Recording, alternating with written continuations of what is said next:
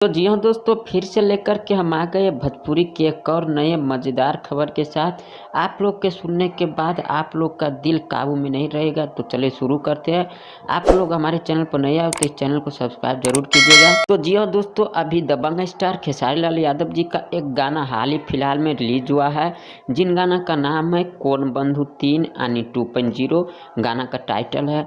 और दोस्तों, ये गाना रिलीज होते यानी एक ही दिन में लगभग 5 मिलियन से अधिक इस गाने पर व्यू आ गया है।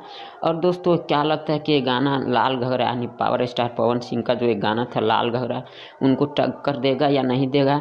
आप लोग कमेंट करके ज़रूर बताइएगा, क्योंकि दोस्तों ये गाना का भी व्यू काफ़ी तेज़ी से बढ़ रहा है और एक ही दिन में लगभग 5 मिलियन से अधिक व्यू आ गया है। और ये गाना यानी कौन बंधु 3 2.0 जो है दबंग स्टार खेसारी लाल यादव जी का, और लाल घाघरा जो है पावर स्टार पवन सिंह का, दोनों गाना जो रिलीज किया है एक ही चैनल से यानी सारेगामा हम भोजपुरी चैनल से।